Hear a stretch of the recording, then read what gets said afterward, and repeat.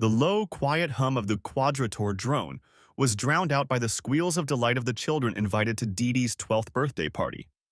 The parents of Dee Dee's 5 invited friends had dropped them off early, and now all 6 girls were playing in the backyard, waiting for the message that the cake and ice cream were ready.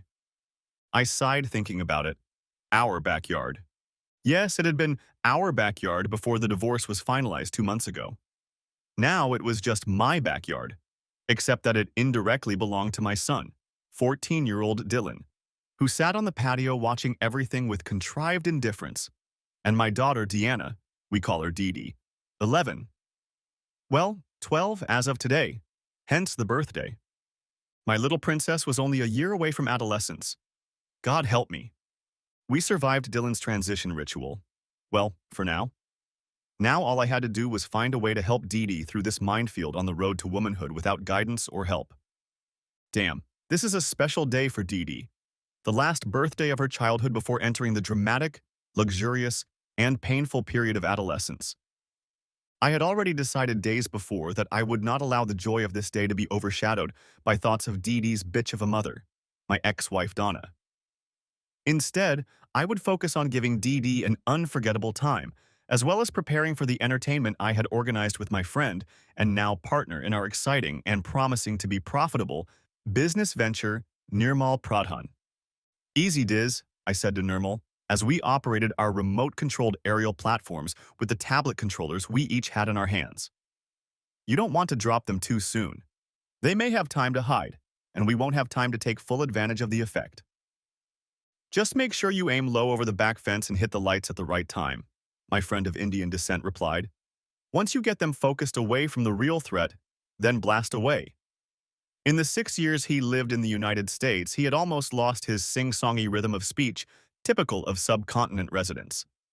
In addition, living in Tennessee for 4 of those 6 years had led to a southern softening of his English pronunciation and the introduction of terms like y'all into his everyday vocabulary. Sometimes he even joked with me that in Knoxville he had learned that y'all was singular and all y'all was plural. 6 teenage girls celebrating a birthday party moved around the backyard, looking up at the quadricopter hovering above them. It made a soft humming sound, traveled in one direction for a short distance, and then hovered again. The girls followed it but found themselves below it.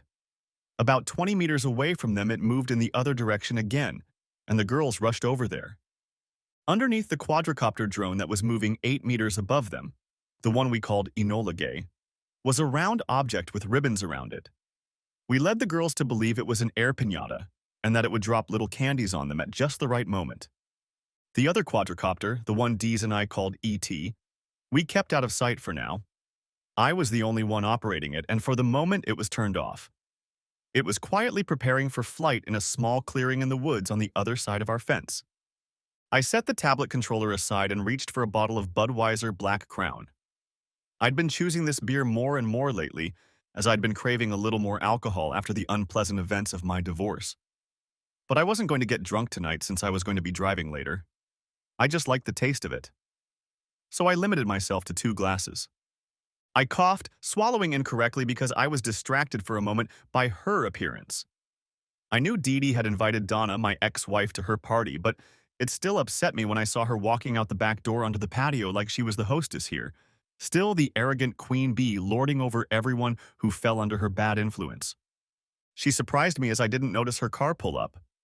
I had to cough a couple times to clear my airways of the beer that had accidentally gotten in there when she distracted me for a split second.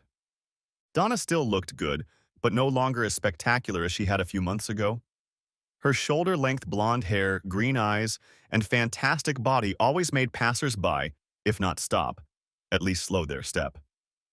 Now she was still very attractive, but she had put on a little weight, which I'm sure she resented. The status as the most attractive woman she had claimed for most of her life since she turned 15 was now in jeopardy. Placing the wrapped package on the table set aside for Dee Dee's gifts, she looked directly at me. At first, there was no expression on her face, but then it was quickly replaced by a brief look of delight devoid of any emotion, then a brief moment of sadness followed by a clear determination to embrace the moment. She sighed, trying to portray a polite, welcoming smile. "Glenn," was all she said, walking over to where I was standing. "Donna," was all I replied, turning to look at our daughter and her friends. I made several successful attempts to relieve the tension that crept into my body from her mere presence. She could still excite me, but these days the excitement was of a different kind. I glanced at my watch and noticed that time was slipping away from me if I wasn't more attentive. I set the bottle of beer aside and picked up the tablet controller. "It's time, Diz," I said to my friend, who was standing a few feet away from me with the controller in his hands. Focused on controlling the Enola Gay, I couldn't tell if he knew Donna was here, but I knew that, other than the fact that he would find her presence here mildly unpleasant, he didn't care. "Okay," he replied, simply nodding as he maneuvered the Enola Gay to the back of the yard and closer to the fence. I raised my tablet controller and tapped the spot that was supposed to activate the ET remotely. I didn't hear it come to life over our backyard fence, but I noted the system status indicator on the tablet that reported that all systems were operational, as they say at NASA. While Dees moved the Enola Gay around a bit to distract the girls, I lifted the ET from its seat and moved it to a height from which it could barely skirt the trees on its way to our yard. On the inset screen at the bottom left of the tablet screen, I could see what the ET was seeing, with a miniature camera transmitting a signal over a carrier wave in the wireless frequency band to my controller. With another remote on the screen, I could remotely move the camera so that its field of view rotated in a 360-degree arc on a gimbal mount, and even zoom in and out. But that wasn't really necessary today, nor was the remote recording capability built into the tablet's controller needed. The girls were so focused on the Enola Gay that they didn't notice the ET coming down the hill, skirting the last of the trees on its way to our back fence. I heard Donna beside me take a deep breath in surprise at seeing the ET. She was about to yell a warning when I shouted to her, "Don't make a sound." I didn't look at her, but I could tell she was a little pissed off. I hadn't said a harsh word to her before our divorce proceedings began, and she wasn't used to receiving them. I don't know if it was the determination in my voice or her surprised momentary indignation that made her exhale, instead of calling the girls in and ruining the surprise. All I know is that for her own reasons, she chose to remain silent while I remotely guided the ET over the back fence and moved it closer to where the girls were congregating, but out of their sight. I alternately touched two dots on the control screen, quickly turning on the two ET functions necessary to create a surprise. Two very bright red and green strobe lights began alternately flashing as the ET soared to a height a head taller than the tallest girl in the group. A split second later, a sound effect rang out. Whoop! Whoop! Came a loud signal that mimicked the rumble of a police cruiser. The girls shrieked and turned around in unison to see the frightening sight of two bright flashing strobe lights directly above and behind where they were standing. In that moment of paralysis, I heard Diz utter, "Bombs away!" And as I looked up from my clipboard, I saw Enola Gay release a round, ribbon-decorated object dangling below her. The object had only fallen about a meter when a sudden explosion with a slight pop erupted from its bowels, and the object disintegrated above the girls' heads.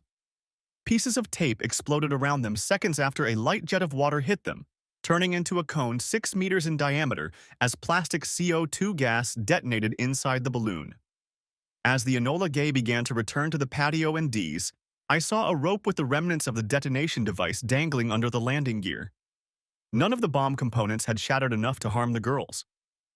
"D's," I heard Dee Dee shout, part indignant, part joking, as she turned and saw D's and me laughing at them. I knew she was mostly reacting to being startled by the suddenness of the event Dee Dee and I had orchestrated.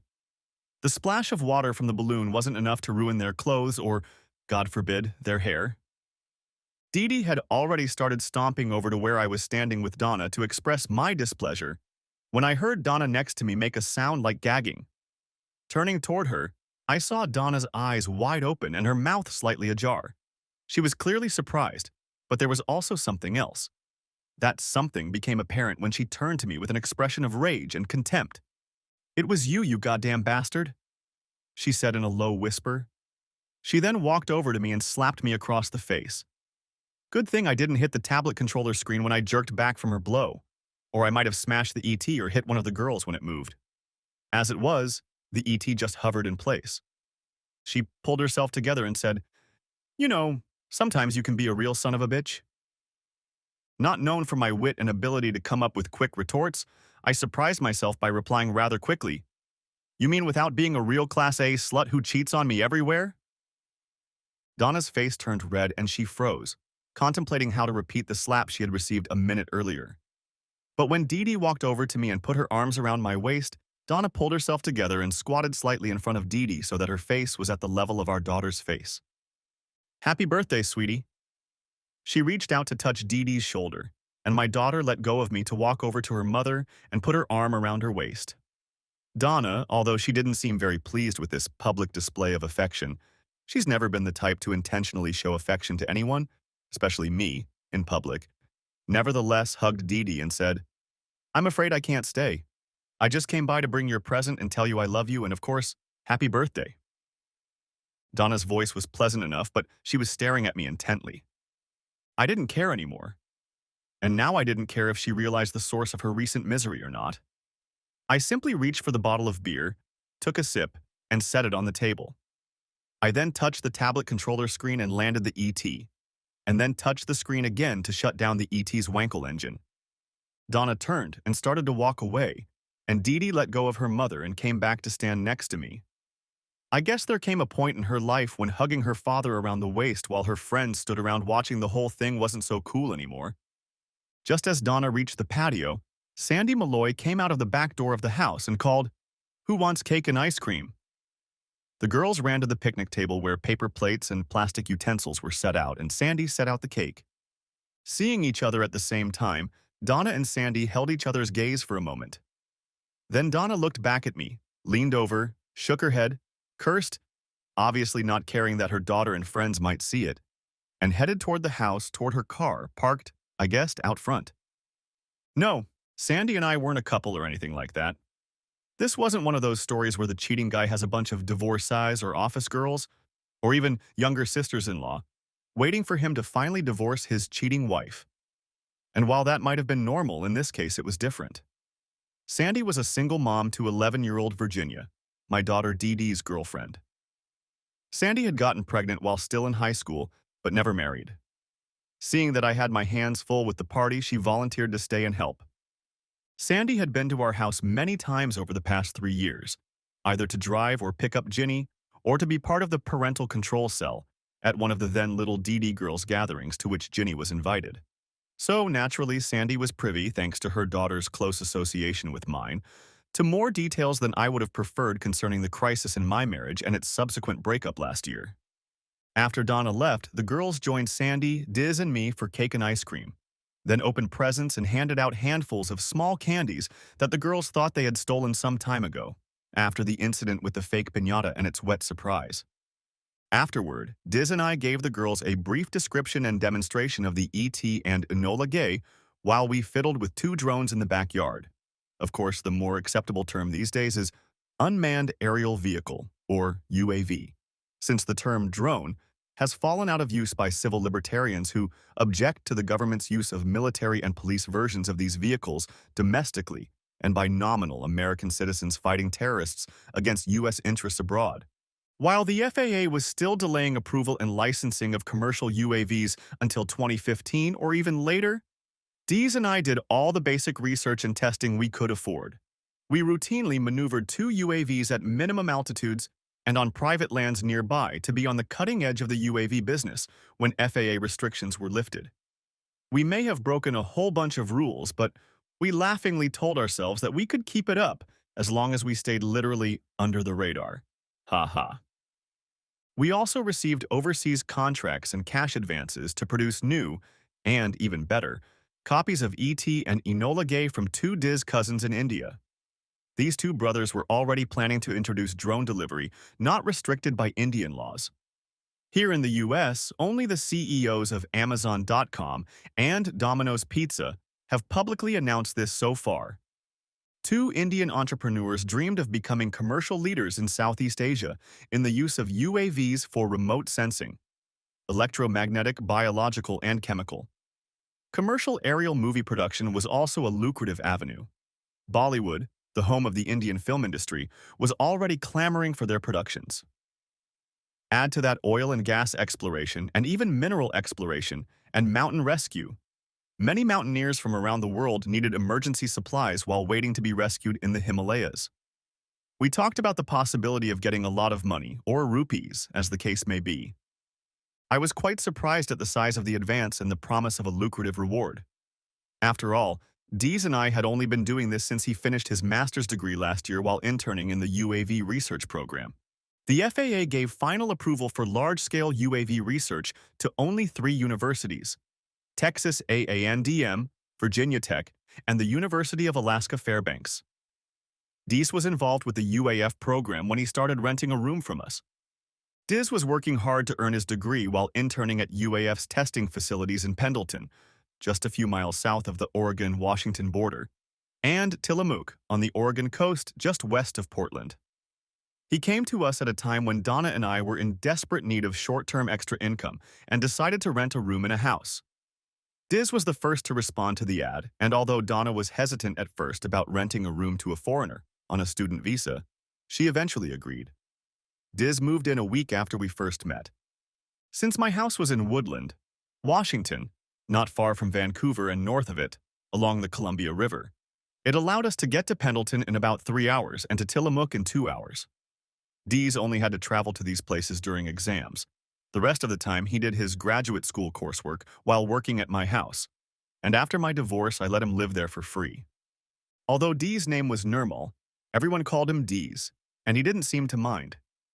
I learned that the word Desi was a Sanskrit term for the people, culture, and products of the Indian subcontinent or South Asia. From there, it wasn't hard to guess that he could be called Dizzy or Diz. When someone first called him Diz, he hesitated briefly, for about 5 seconds, but then smiled and agreed, realizing that his acceptance of the nickname coincided with his new friend's acceptance of him as part of our collection of friends and associates. Before my divorce, I discreetly reconnected with Dees after he brought me up to speed on the potential financial tsunami looming over the commercial drone industry. I was already having difficulties in my relationship with my then-wife Donna, especially when it came to finances. She and I had very different ideas about spending, saving, investing, and planning for our financial future. So I quietly asked my attorney to help me hide my investments in drone research and development, which Dees was now doing for his cousins after he was released from the NDA associated with his college internship. I was glad that the terms of my divorce from this. After Dee Dee's birthday party was over, we gave one of Dee Dee's friends a ride to her house. We drove home with Dee Dee sitting in the back seat. Dylan sat in the front with me, shaking his head and occasionally whispering words while listening to music through his smartphone and headphones. "Dad," Dylan asked, tapping the phone screen to stop the music, "what does it mean when Elvis Presley says, 'There is no such area'?" It took me a few seconds to distract myself from thoughts of Dee Dee's birthday party, Donna's brief visit and her somewhat violent outburst, and the aftermath of Dee Dee's friend coming home. Now it came to me what Dylan meant. "Oh, you mean the old Return to Sender song?" I asked. He nodded, and I continued. "Your grandpa Taylor, my dad, must have told me that when I asked him years ago. He said that when he was a teenager, when Elvis was still alive and young and at the height of his musical powers, the U.S. Postal Service had not yet introduced zip codes. Since most cities in America had only one post office, it was not necessary. But major cities like Chicago, New York, and Los Angeles had more than one post office, and the cities were divided into delivery zones corresponding to the location of those post office buildings. I looked at him and saw that he was looking out the windshield and nodding understandingly. He then asked me, "What does it mean when Elvis says he dropped a letter in the mailbox and sent it to Special D?" I replied, "These days, when you send a letter or package with special handling instructions, the U.S. Postal Service classifies it as certified, return receipt requested, priority, express mail, or something like that. It used to be, before the advent of these services, that any special handling instructions or rush delivery requests were classified as special delivery, or, as some people called it, and as you heard in the old Elvis song, Special D." Dylan nodded again and continued listening to his music. I glanced in the rearview mirror and saw that Dee Dee had dozed off after all the excitement of the previous night and the tedious preparation and execution of her birthday party. I could sympathize. I had to go through it all with her, as well as all the nonsense I had to go through with Donna's appearance tonight. I pushed aside my irritation at Donna, looked lovingly at Dee Dee, and thought, my little girl, yes, my little girl, is growing up just like her brother. Then my thoughts returned to Dylan's question about an Elvis song he heard on the Oldies channel on the streaming music app on his smartphone. I suddenly laughed out loud, causing Dee Dee to open his eyes and look at me curiously in the rearview mirror. Shifting my attention back to the road, I continued to giggle, pondering the line from the song again. Yeah, I thought, remembering the most important message I had ever sent to my now ex-wife. I had sent it to a special address, Dee. The wedding was sudden and unprepared. It took place just 2 weeks after Donna and I graduated from high school, and a couple months after we turned 18. She in April and me in May. Donna was pregnant, and everyone thought I was the culprit. Even though I tried to contradict my father and her that she had dated at least 4 other guys while we were dating, my father asked me if I had really had sex with Donna. When I tilted my head to avoid his disapproving gaze and nodded, he invoked an ancient, undocumented and unofficial, but still observed in some mountain communities, redneck legal aphorism. If the maker of a bad check cannot be found, the responsibility falls on the last endorser. A week later, I was to kiss the bride.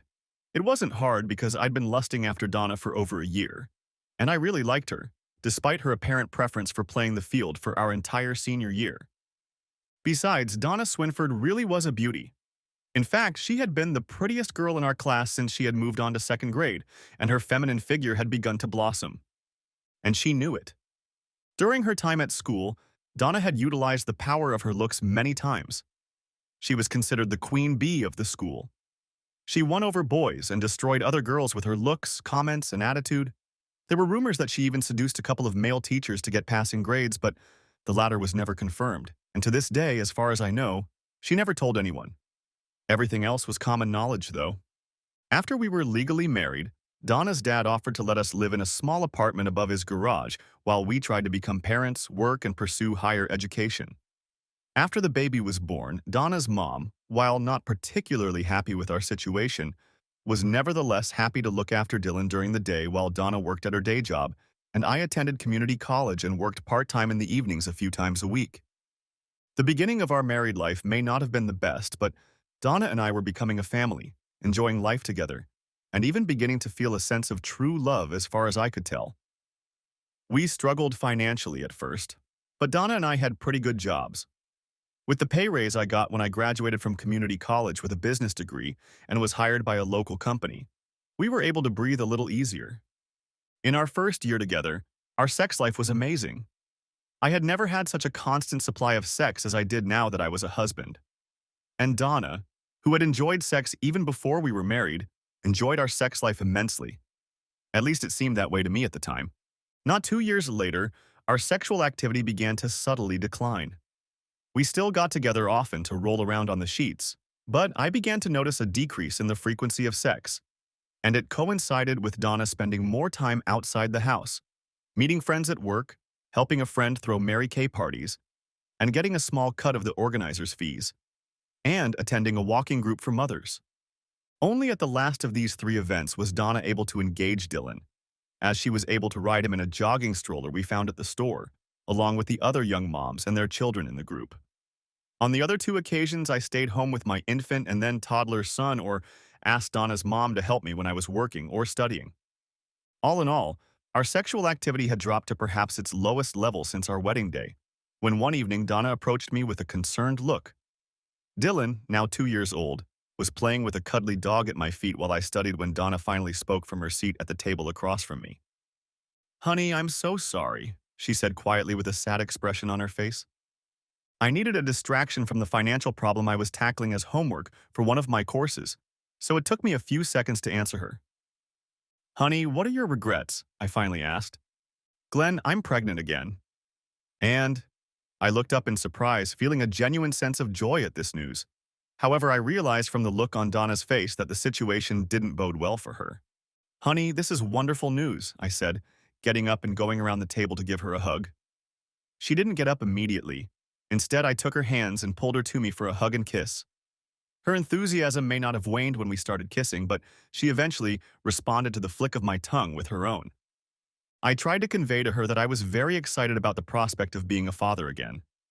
In the end, Dylan turned out to be an adorable baby and had yet to experience the terrible twins we kept hearing about from friends. It's been just under 9 months since the night Deanne made her debut into our family. Let me tell you, this little girl had captured my heart from the moment the doctor severed physical ties with her mother, wiped her down, wrapped her up, and handed her to me to stand on the scale. I was now an official member of the Squeeze Club as my daughter's father, and at the time I didn't even know it. "Honey," I asked, stunned, "what's wrong?" Donna pulled herself together and looked at me strangely for a while. Then she smiled mischievously through her tears and said, "Glenn, honey, I'm just so exhausted from labor, and my mind and body are so exhausted from the medications and all my hormones trying to get back to normal. I'm so sorry for all these emotions." For a while, she continued to look at me strangely. At that moment, I couldn't figure out what was wrong. Of course, today, I know exactly what caused that emotional turmoil. However, at that moment, I thought there was something wrong with what she was saying, but I chose to believe her story out of love for her and our 2 children, as well as my own excitement. "Donna, I know all of this has been hard. Right now, you are just resting and getting ready for your trip home tomorrow. Mommy Swinford has already got everything ready for the nursery and is looking forward to us all coming home, especially little Dinah." I smiled at her with all the love I was capable of at that moment. Donna looked at me and responded with a smile and a raised eyebrow, one of the nonverbal signals that invites a kiss. I complied, and we both giggled as we heard Deanna wriggle between us. Donna had gotten her tubes tied after Deanna was born, declaring that 2 children were enough for her. We talked about it, and while I'm not one to want to block off all avenues to expanding our family, I eventually agreed with her. 11 years later, almost to the exact date, I found out that we had been living a lie for a very long time. Once I got my degree and got a good job, as I mentioned, we began to feel the financial burden we had been carrying up to that point lessen. We still had a lot of debt, but now it was manageable. Banks like to divide debts into good and bad debts. We soon achieved such a balance between good and bad debts that, thanks to recent changes in banking regulations, we qualified for a low-interest home loan. We were also fortunate enough to find a small but cozy home that was affordable due to the bank's desire to generate income from a property that had been foreclosed on when it was abandoned during the divorce proceedings. Everyone was happy. The bank, because it was now making money from the real estate, Donna and I, because we now had our own place, and Mama and Papa Swinford, because we were finally out of their garage apartment. Mama Swinford wasn't as happy because she didn't get to see Dylan and Dee Dee as often. When Dee Dee started kindergarten, Donna successfully, but after some hesitation on my part, asked me to allow her to return to work during the daytime hours when the kids were in school. She assured me that she would not allow our family time or special time with the kids or me to be diminished or harmed. For the most part, she kept that promise. About the time Dylan was about to enter high school in the Vancouver area where we lived, Grandpa Taylor had to go through the grief of Grandma Taylor's passing. After a while, he called Dad and me over to his house. "Tom," he addressed my father, "I know you and Ruth love your home and don't want to move. That's why I want you to consider letting me give this house to Glenn as a bequest passing from one generation to the next. It's in good condition and it's paid for." I expected Dad to object to his own father being at a disadvantage, but he seemed to accept it. After all, he and Mom weren't exactly rich but financially secure. I was still surprised and asked, "Grandpa, don't you want to stay here, among the memories of Grandma and you together?" "Son," Grandma Taylor said with a sad smile, "that's exactly why I need to move out of here.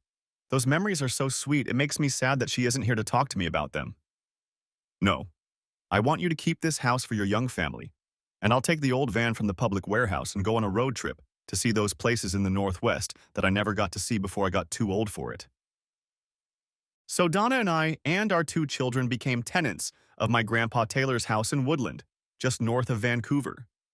When the new deed was being registered, Grandpa Taylor insisted that it be in my name only. I didn't realize it at the time, but now I'm glad he did. It made the house somewhat divorce-proof. If he hadn't, it would have been very difficult for me to fight for and win the custody that resulted from our divorce. Last year, Diz had been renting a room with us for about 8 months when I noticed a change in his behavior. It took him a few weeks to loosen up after his first visit, but after that, Donna and I were able to easily engage him in conversation. He was even surprisingly patient with 13-year-old Dylan's almost incessant stream of questions, Dicey had already come to terms with Dee's presence, but still seemed a bit reserved with him. I noticed a change in Dee's demeanor, but figured he must be trying to solve some technical problem with the drones we were experimenting with. Yes, I said. He is. The company I worked for regularly in Vancouver was coordinating a fairly large-scale catering operation for several airlines flying out of Portland International Airport in Oregon. PDX was located across the Columbia River from Vancouver, Washington, just 13 miles from Highway 14 and the I-205 freeway. Each day, our suppliers, chefs, packers, and transporters prepared, packaged, and delivered custom meals to PDX for the flight attendants of the large planes, who set out main dishes and cooked vegetables in the galley warmers and walked around the plane handing out in-flight meals. We took pride in providing quality prepared meals at a very favorable price. The fixed operations coordinator at PDX agreed with this assessment and renewed our contract with us every year. Because of this, we were a very profitable enterprise. Some of the profits were distributed in the form of periodic bonuses rather than salaries and wages. As a department manager, I received surprisingly generous bonuses. As I mentioned early in our marriage, I realized that Donna and I had very different ideas about financial management. To keep the bonus money from becoming a financial river, noticeably taking money away from my family, I took a number of protective measures. I found an advisory team consisting of two brothers, one of whom was a certified financial planner and the other a lawyer. They helped me create an investment portfolio by providing tax and legal advice that came with their services. When the Dees cousins made their offer via email and then a Skype video conference, I was finally convinced that investing in their venture could be very financially rewarding and was willing to take the risk. What I was not willing to do was share the financial benefits with Donna, as it was at this time that I learned about her secret life. In this case, my investment team helped me keep this investment venture a secret from Donna and also helped me meet my deadline before the divorce proceedings were finalized. Why did I keep this from my wife and not include it in our family financial picture, you ask? Yes, because I finally convinced Dees to tell me what was bothering him. Glenn, Dees said hesitantly, you know I was testing camera support on the first UAV that tracked and held station? When I nodded, still embarrassed by his awkwardness, he continued. So the software stabilization is now such that I can hold a moving object. In addition, Dees continued, the GPS positioning feature and the UAV's more robust engine allow me to hold it in a fixed position on the ground for up to 4 hours. The video recording feature on the tablet controller allows me to record video for even longer, but the determining factor in this case is how long the unit is in the air. I knew these features were much needed by wildlife conservationists to be able to keep an eye on herds of bison, caribou, and elk. And the new, quieter Wankel engines we had installed didn't make enough noise to frighten the objects of observation, and at the same time please the environmentalist Nazis. Diz started talking about technical details I had no idea about and averted his eyes. I sighed and touched his shoulder, forcing him to turn to face me again. Diz, stay on topic. What's bothering you so much? I asked. You know I want to help in any way I can. I was still convinced it was all about some complex technical obstacle he was facing. While I couldn't be of much help with the technical aspects of our project, I was quite willing to continue to fulfill my part of the obligations of our partnership. Not only did I provide capital, but I offered Dees housing, a place to assemble and test equipment, my garage, and, especially important for focused engineers prone to mood swings, support. Glenn, He paused and thought for a second, looking at me. Then he reached for the controller of his tablet. I'll just show you. His eyes raced when he said this, and he continued the odd comment, reverting back to his old Indian speech habits. But please don't blame the messenger. Diz picked up the tablet controller and turned on the saved video. At first, it was hard to understand exactly what I was watching. The movements were blurry and uneven at first. The video stabilization worked here, he explained, zooming in on the tablet screen as the moving pictures on the screen began to flow smoothly into each other. I watched the ground beneath the UAV in the video move across the 9-inch screen. I noticed grass and trees being replaced by asphalt and concrete. Apparently, he was taking the UAV out of an area bounded by fields and forests and into more built-up areas. I suppose I could have knocked on your window, but I didn't want to scare you and endanger the UAV. At those words, he sort of grinned. I still didn't understand what he was talking about. Then it came to me what I was seeing on the screen. I was looking at me. It was a video of me sitting at my desk and talking on speakerphone in my office at work. I could hear nothing but the hum of drones, traffic noise, and other activity you'd expect in a commercial district. "You filmed this right outside my office window," I exclaimed. Diz only nodded, continuing to watch me. I was impressed with the quality of the video. "Of course," I smiled, realizing that our company should pay more attention to the details of the building cleaning and maintenance contract. The window through which I was watching myself from outside was covered in dirt and in desperate need of cleaning. I couldn't help but smirk. Suddenly, the image on the screen changed to a rainbow of pastel and dark colors. Figures that used to be on the regular video were now only visible in outline. But the colors were strange. It felt like I was in the middle of a weather radar image on the Weather Channel. "It's an infrared view," Dee said before I could ask. Now that I realized I was watching the video in infrared, I realized that the different colors actually represented different heat signatures. The window, since it was in direct sunlight, was obviously distorting what was viewed through it because it had its own heat signature. "Diz, this is great," I said with a smirk. "The wildlife guys are going to be thrilled when they try to track the herds." Diz didn't say anything back. He pulled back the tablet controller and activated what looked like another video file. He sighed and held it out for me to view. This time, the video started in IR mode. I realized from the visible outlines that the UAV hovered over a parked car, which, judging from the heat signatures, had a driver and one passenger inside. As I watched, human figures emerged from the car and moved toward the rear. Their actions were indistinguishable, but it could indicate that they took something from the trunk of the car. They moved away from the car and I noticed the angle of the video changed to keep them in view, but the position of the UAV didn't change. "I had to go around the tree they moved under after taking the blanket from the trunk of the car," muttered Diz nervously. I noticed that the sing-songy intonation that characterized the speech of the subcontinent's inhabitants had returned to his voice. Diz sighed again as the screen switched from IR mode to video mode. That way I could make sure the video was shot in daylight, late morning or early afternoon, judging by the lighting. Also, I could make out a naked Donna, my wife in the arms of Dean Winston. Winston was one of our classmates in high school and was well known as the horn dog. He was also one of the 3 or 4 guys Donna was dating when she and I got married because she was pregnant with Dylan. Needless to say, a year before Diz's revelations, I was not thrilled to learn that Dean Winston, after graduating from Boise State University and working in Seattle for a few years, had returned to Vancouver. Not only that, he was now working for the same company as Donna. How's that for disgusting convenience? The moment Dean and Donna appeared on the screen naked, her lying on her back on the blanket and him between her thighs, about to get down to business, I turned away and whimpered. I shoved my hands in my pockets to avoid hitting anything or anyone. Diz stopped the video and clutched the tablet controller to his chest. "I'm sorry, my friend," Diz said. "I just wanted to see if the tracking and loitering features could be tested on easily recognizable people and objects. Thus, I used mostly you and your wife so you could test how well our systems worked. When I started, I never imagined that—" Diz interrupted his voice and fell silent, as I was no longer listening to him at this point. After about 3 minutes of silence in the room, broken only by the heavy sound of angry air coming out of my nose, I finally spoke. "Is this the only thing you have?" I asked.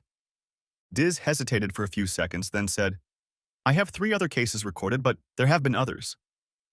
There was silence again. After about 30 seconds, I asked, "And each time about the same?" I didn't really want to know that, but at this point it just had to be said. After all, my thoughts had already turned to something to do with the dissolution of the marriage. "No," Diz replied. "From the other 3 videos and from other cases I've observed, it appears that they take long lunch breaks together and drive to this quiet neighborhood near Vancouver. They usually stay in his car and—" Here he just tapped the screen to launch another video. The brightness and contrast are quite different in this video, and I commented on it. "It's because of the rain," Diz said. I nodded. Yes, it rained a lot in Vancouver and Portland in the spring. I understood why they wanted to stay in Dean Winston's car when they had their own connections. Hell, I remember Winston bragging about his new car with the huge panoramic sunroof. Some cars had a solid glass roof, others had a few panels. All were designed to open the entire interior to the sun and tilt back, opening at least part of the interior to the outside. Some enjoyed the wind in their hair, others just sat and gazed at the stars in the evenings. Of course, in the rain, which was quite frequent here in the Vancouver and Portland area, the panoramic hatch still offered a view, but without having to endure rain in the face or, in the case of the ladies, in the hair. Dean Winston had a Chrysler 300S with all the trimmings, including a double panoramic sunroof, which he liked to brag about. Yes, the ladies like to have sex in the luxury of my car while enjoying the beauty of the sun and stars overhead. I heard him say this at least twice at the work parties I was forced to attend with Donna. I never heard my wife mention Dean, and I never saw her do anything at those parties that would make me suspicious. I guess the two of them, my wife and her longtime lover, have gotten good at disguising signs of infidelity. When Diz handed me the tablet so I could see my whore wife's infidelity, I saw that the heat signatures showed that the two of them engaged in activities similar to the way people undress in the front seat of a car. In doing so, they kissed frequently. Finally, I saw the passenger move to the back seat and assume a hands and knees pose, I assume. The driver then moved between the front seats and joined another person in the back seat who apparently approached the passenger from behind. The fluctuating heat signatures and movement of the vehicle confirmed what was happening. Before they moved to the back seat, I saw no indication that the driver was attempting any additional groin action, so I assumed it was non-consensual sex, which of course is horrible. Not only was my crappy wife cheating on me, she was jeopardizing my health and possibly my life by exposing us both to an unknown number of this son of a bitch's sexual partners. Diz, I said finally, I'm going to need copies of those videotapes. It looks like my soon-to-be ex-wife and I are going to have a fight over her extracurricular activities, so to speak. I'll also need those videotapes when I petition the court for custody of my children. Diz nodded and said, Given her history, are you sure?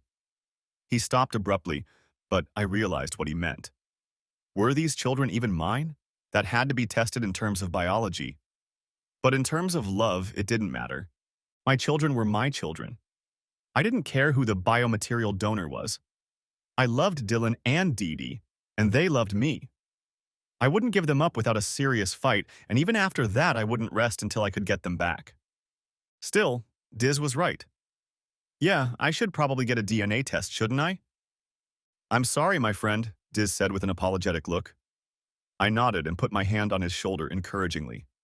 The last clip was still going on, and I sighed. Hey, Diz, I said as anger rose up in my thoughts, but I held it back in my voice.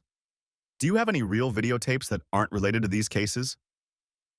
Diz, with a proud expression on his face, stopped the current videotape and turned on another. This time the videotape was running normally and you could see their heads and faces from behind and just above the back of Winston's car. It only took a few seconds before the image changed back to infrared, right above the car. I looked at Diz with a question on my face. I hid behind the car for a few seconds to get a clear shot, Diz replied. However, I only managed to keep the UAV there for a few seconds, barely enough to get a clear shot, before I disappeared from their sight. I didn't want to alert them to the presence of the UAV and the camera. I mean, you know, Donna knows how much effort you and I have put into this program, and she's seen some of the demonstrations we've done here. She would immediately recognize a drone if she saw one, and she would also know it was probably filming. I had already crossed the threshold of logical thinking in the situation I found myself in today when Diz revealed his secret. Now I had crossed over to the emotional level. I was hurting on a personal level, but I was also worried about my children.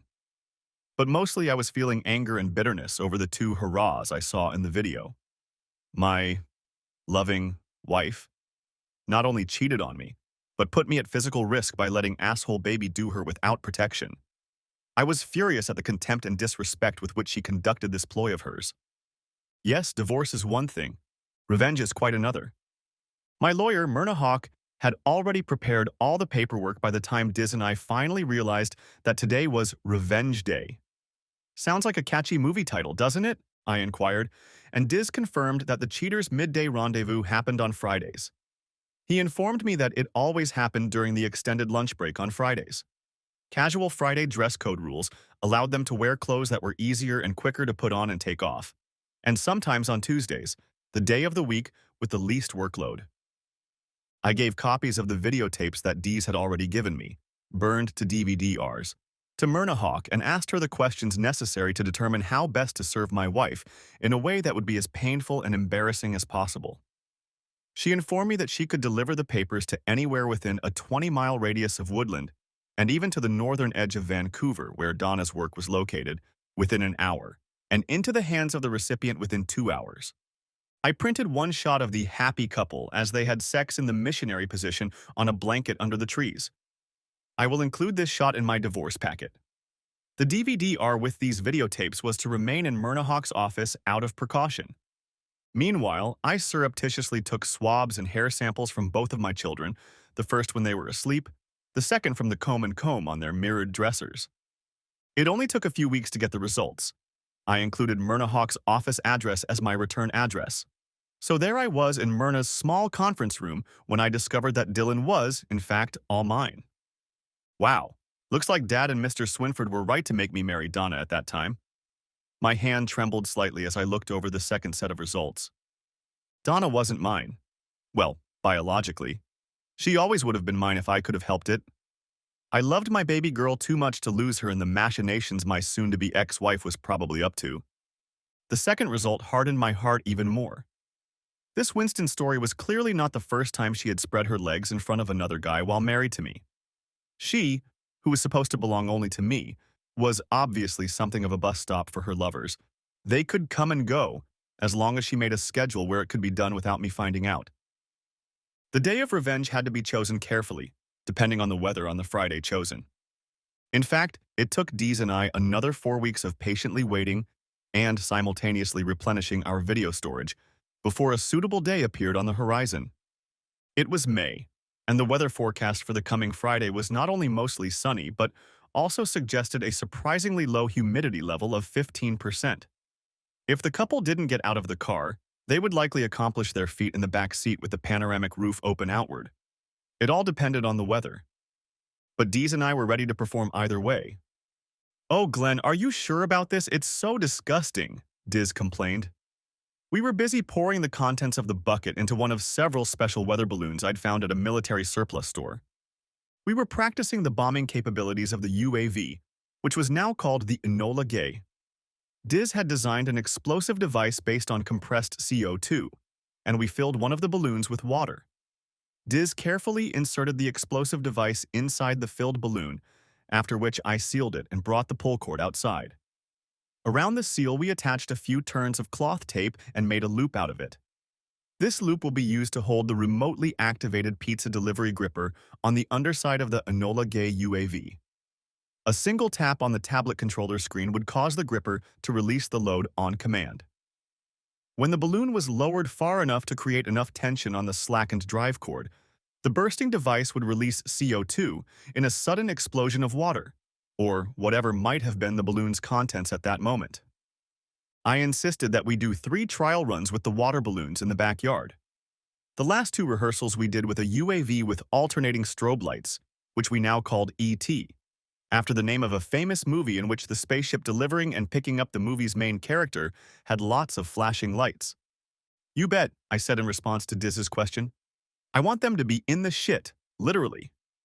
As I said this, I was pouring more and more of the obnoxious mixture of piss and shit into the big weather balloon.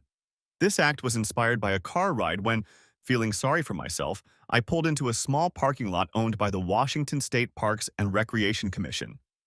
This primitive place, which had retained its greenness and pristineness, as local tree advocates like to say, had an equally primitive outhouse instead of a chemical toilet like most modern places. I smiled slyly as the thought of revenge hit me. Filling the balloon, I, like Diz, made sure to wear surgical gloves. Next to us was a bucket with a mixture of bleach and water, as well as some sort of disinfectant.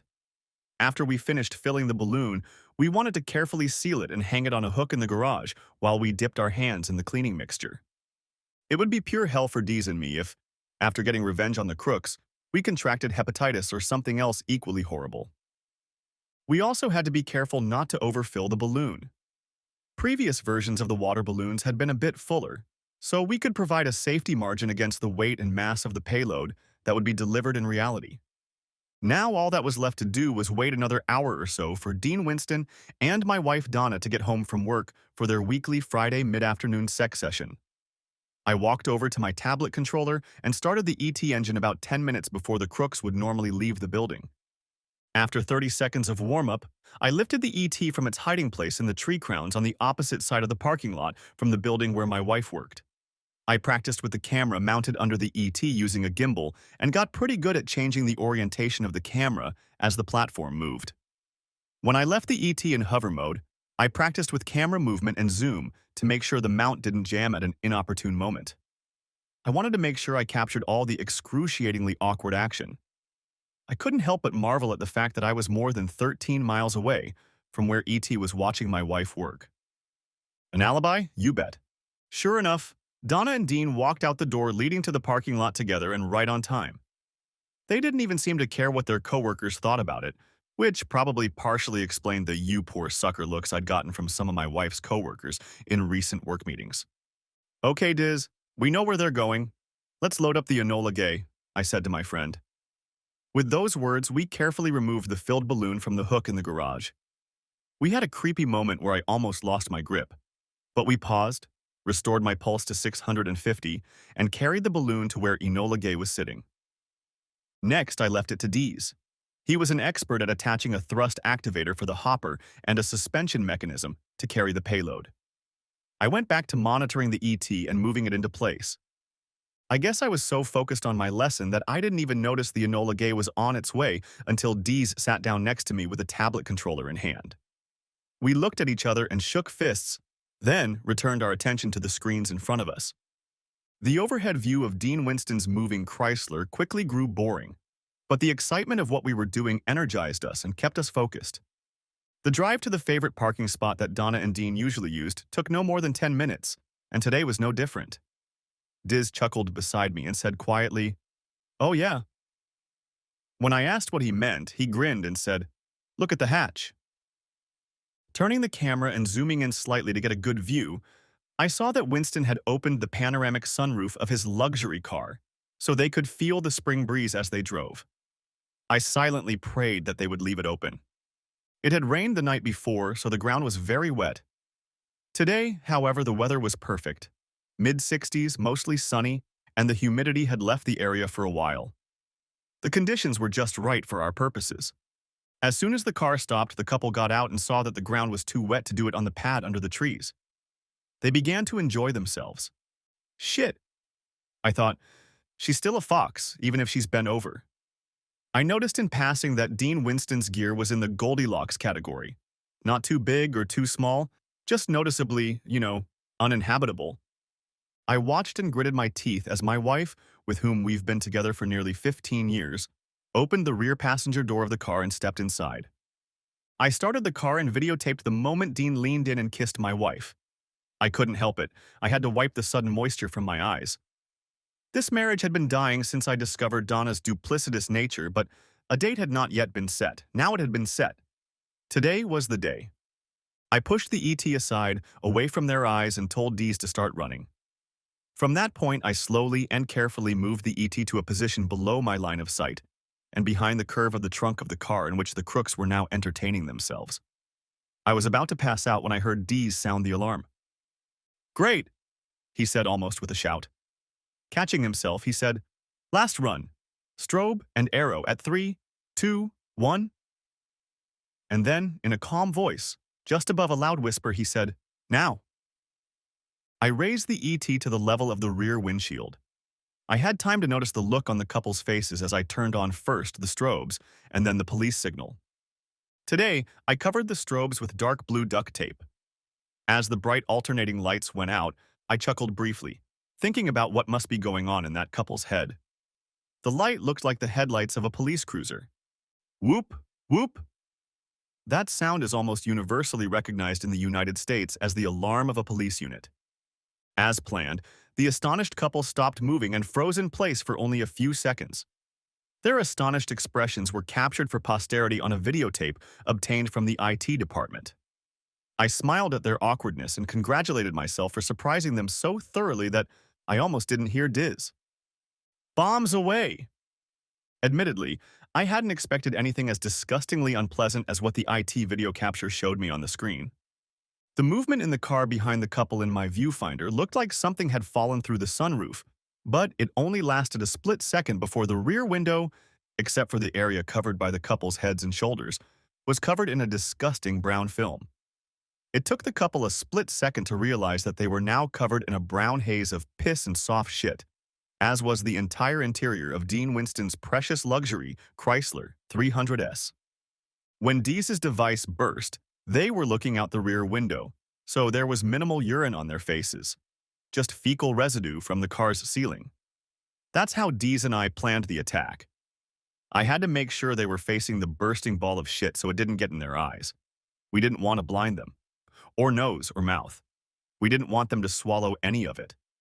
It's one thing to tell someone, eat shit and shut up. It's quite another to realize that if they ate that crap, they might get so sick they'd die.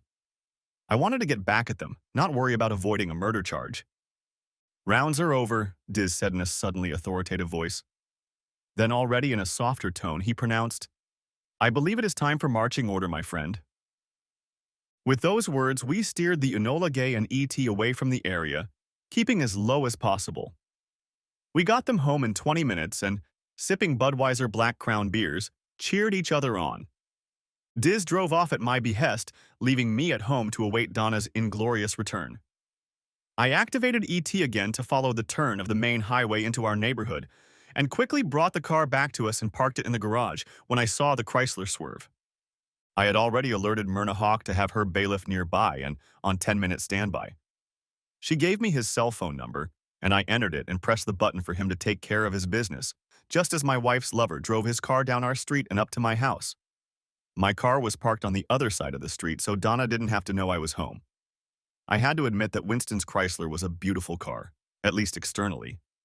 When he put the car in park, you could still see the brown streaks on the inside of the windshield. Apparently he wiped them off with an undershirt or something, so he could see them as he drove.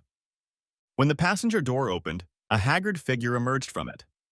Donna's face was cleared of the dirt that had obviously soaked the interior of Dean's car, including all the clothes they'd piled in the front trunk while they did business in the back. I realized this after watching the Enola Gay video while Dean and I were having a beer after surgery. Dean's aim was phenomenal. The shitball entered the car exactly centered through the open panoramic sunroof, and the funnel released its vile contents just a couple inches above the center console between the front bucket seats. Enola Gay's camera captured the effect of the brown explosion, which almost instantly spread throughout the car, even into the trunk where their clothes were stacked. Only a relatively small amount flew out through the sunroof thanks to the direction of focus that Diz had set. The guy was really quite talented at this. I saw another dark car pull up to the curb. The driver got out of it and headed toward my porch. He looked about 20 or 30 years old, and he was carrying a large manila envelope. He briskly crossed the yard and caught up with Donna before she could climb the steps. I'd broken the window in the front room, so the sound traveled both ways, from outside to inside and vice versa. He walked over to Donna and began the formal introductions. Donna Taylor? He asked, and it sounded like he was trying to breathe through his mouth and speak at the same time. God, that smell must be really awful. Yeah, but I can't talk right now, she said, trying to wave him away. Bless his heart, he didn't give up and just said, Here. I looked out the window and saw Donna take the envelope he held out to her. It must have been a reflex. He then walked quickly to his car and called out to Donna Taylor walking behind him. Donna Taylor, you've been served. Without getting out of his car, he took a picture of her with his phone to document the event and also included the date and time she was served. The guy was meticulous, even though he totally disliked my shit-smelling wife. I have to hand it to him. Winston immediately wanted to leave. He probably wanted to get away from his ex-lover, take a shower, find a handyman who had the guts to fix the car, or an arsonist who would just set it on fire and put it out of its misery, and get on with his life as the weekend approached. It took him a few minutes to pull out of my driveway, as the bailiff's car was partially blocking his path. The server reached into his car, pulled out another envelope, and walked to the driver's window of Dean Winston's car. I didn't hear it, but it seemed to me that the server, having gotten confirmation of Dean's identity, simply tossed the envelope out the window, stepped back to take a picture, and drove away. Apparently the smell near the car was as intoxicating as it was near Donna. I moved away from the window so Donna wouldn't see me watching the events happening in my front yard. I heard her sobbing. I don't know if it was a sob of anger, sadness, self-pity, or a little bit of everything. All I know is that it was loud. After that, I heard a few more sobs. She tried her key and found that it no longer worked. I had taken the opportunity this morning to change the locks and replace the garage door opener before the revenge mission began. She didn't know if I was home, but rang the doorbell anyway and listened. She banged on the door several times and kicked it once with her foot. Then I heard her push the door open and slide down to sit on the porch. It was quiet for a minute. Then I felt my cell phone vibrate in my pocket. I'd turned the ringer off so she couldn't detect my presence in the house. Before answering the call, I headed for the kitchen. What? Usually when I saw her number in the caller ID window, I'd reply, "Hi, honey," or some other affectionate word, but not this time. "Glenn, honey, something terrible has happened and I—" She paused, going into a paroxysm of loud and pitiful sobs. I stayed on the line when, after about a minute, she finally pulled herself together. "Oh, Glenn, I can't get into the house. My key doesn't work. And I so need to shower and clean up. Ugh." I almost laughed, picturing her sitting on the porch crying and feeling the chafing of her shit-soaked clothes. Finally, I spoke up. "Donna, did you get the package I delivered to you?" "Yes, yes," she replied. "What is it?" "The rude guy who handed it to me said I was serviced." "What did he mean by that?" I couldn't believe she couldn't guess. "Well, I guess you'll have to open it and see exactly what he meant," I said. I couldn't resist a harsh tone in my reply. I could hear her opening the envelope, probably holding the phone in the hollow between her neck and chin. "Glenn, why are you being so nasty all of a sudden?" "Oh, no, no, no, no, no, no, no, no, no, no, no, no." I instructed Myrna Hawk to see to it that the picture of Donna and Dean, doing it in the missionary position on a blanket on the ground, was the first one in the divorce packet. From the angle, it would appear to an observer that a tall man with a camera took the picture from about 30 feet away, using a zoom lens.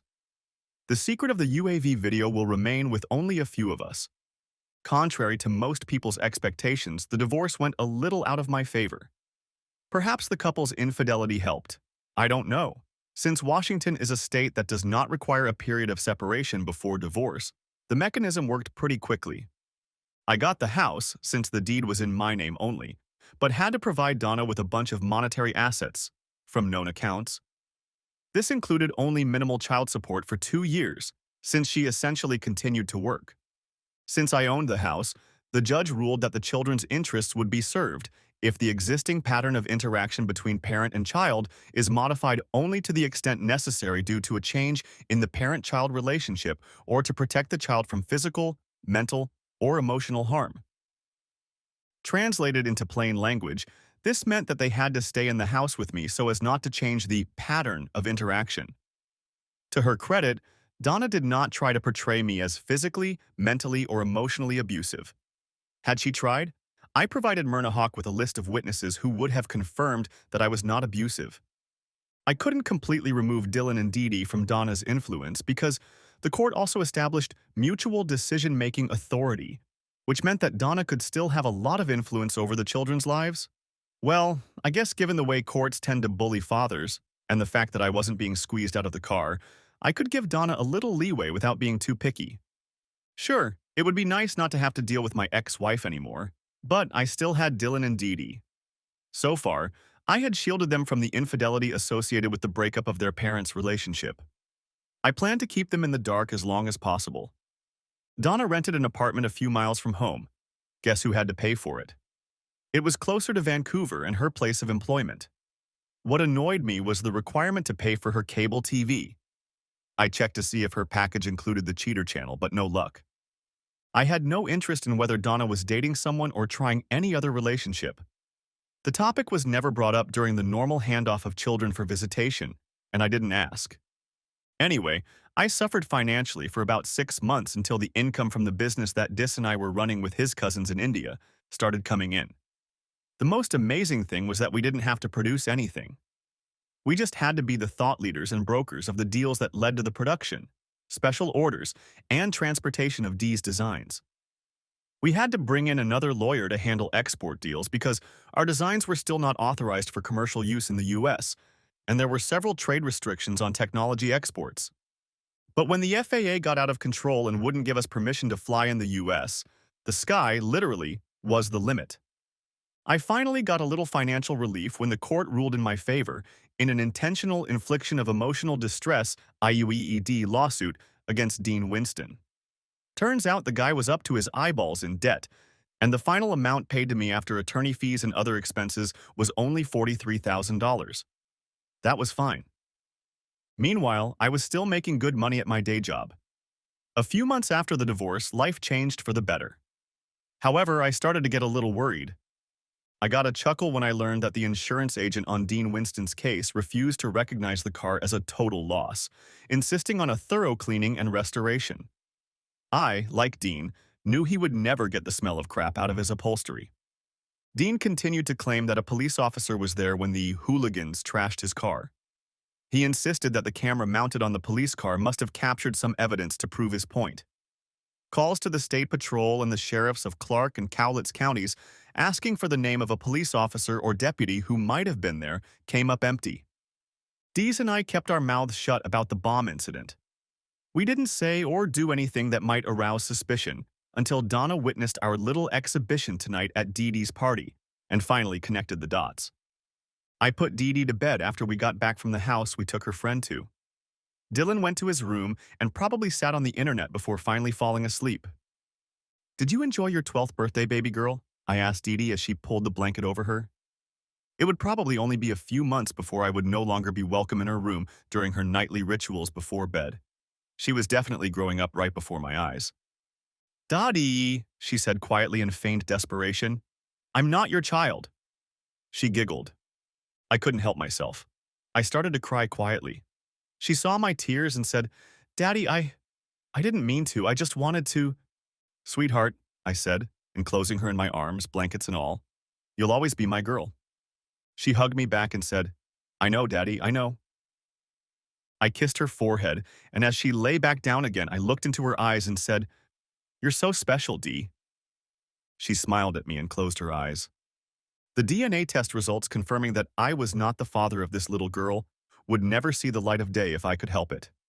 I couldn't know for sure, but given the way Donna insisted I was the one who'd given her the name, the likelihood that Dean Winston had impregnated Donna with Deanna when he came home from school in Boise all those years ago was pretty high.